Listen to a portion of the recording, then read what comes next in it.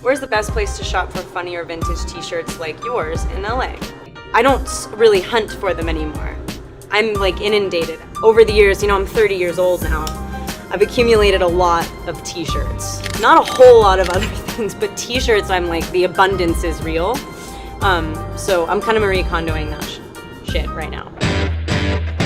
Hey, InStyle, what's up? I'm Kristen Stewart, and we're gonna be opening some fan mail today. Welcome to this beautiful RV. We're in Woodland Hills, where I'm also from. We're doing a photo shoot, and it's close to 110 degrees. And we invite you to sweat with us and answer random questions. At the Kristen Stewart. That's like, at my Stewart. Okay, here we go. If someone was going to make your life into a movie, who would play you? Me. I would play me. Keep it super meta.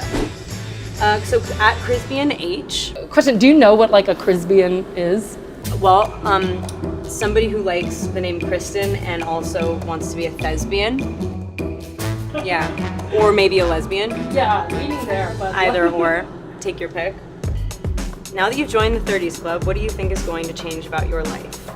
In being sort of isolated for so long in the past couple months and turning 30 in that said isolation, it's been like a really cool moment to be insular, and I think it also coincides with a stage in your life where it's nice to look inside and reflect, and I feel really creatively turned on and activated, and I think something that 30 has given me is the confidence to actually take those things and put them into motion in a way that I've been talking about and dreaming about and thinking about for like a number of years, and sort of turning into the person that can make something like their own movie happen.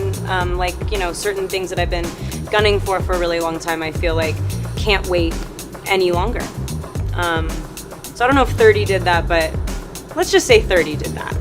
No more waiting.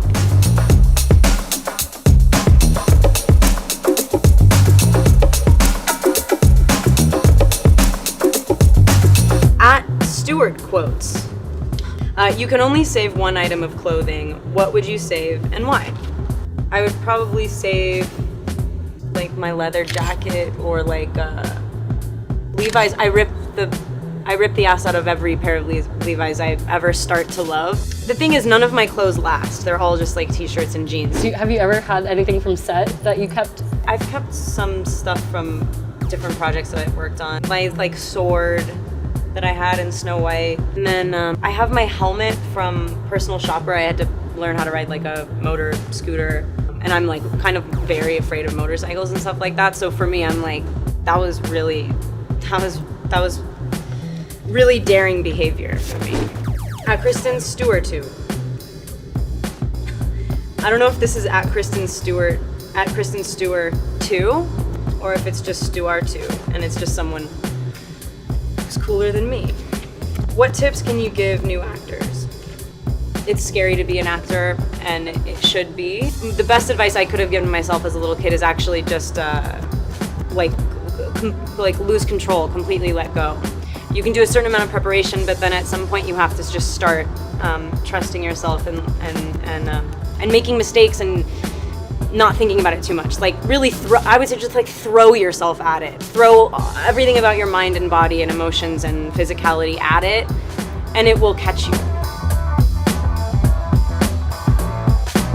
This is from Liza, or Lisa, or Liza, not sure. From Liza, why did you take your shoes off on the Cannes red carpet? Do you still have the Get Off My Dick t-shirt? Yes, I do. And I almost lost it. One of my best friends took it, and we had a fight. I was like, you can't just, I know I have a lot of t-shirts, they seem like they don't matter, they do. And for the Cannes red carpet shoe scenario, I've taken my shoes off at some point on most carpets, because at some point I can't move forward anymore. For the Cannes red carpet, there's a very steep, long staircase. I kind of just bounced up thinking that it was quicker and faster, and then like the next day it was like, she's made this huge statement. Desmond wants to know, what is your favorite part about being from California? I love being from California, yes. I'm protective of LA. I think that it's an oddly sort of like segmented, partitioned off place that is hard to get through to, and I know a lot of people don't love it when they first come, and I'm always the first person to be like, I'm gonna make you love it. We're gonna hang out in all the right places, and it's like, people are really warm here, and not everyone is in the business when you're actually from here, blah, blah, blah.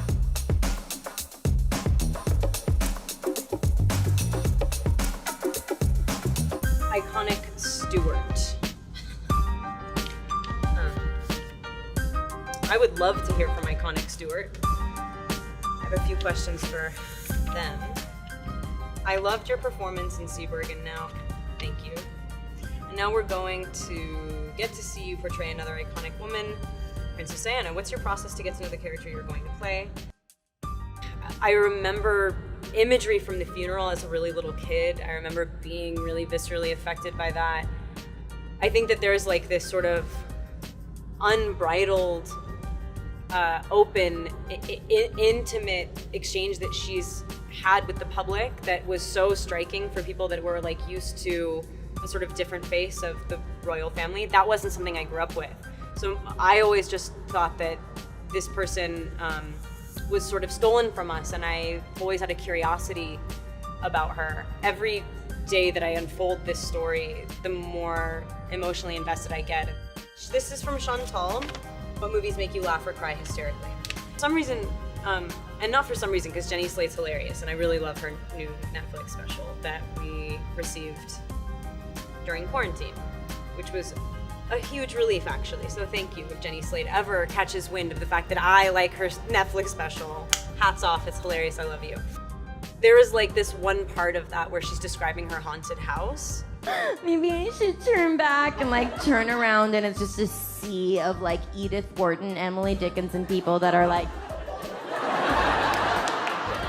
I could not stop crying and laughing. And then there was a Netflix special about two older baseball playing ladies that loved each other so much, and I forget what it was called, and I was heaving and like was like couldn't breathe, crying so much.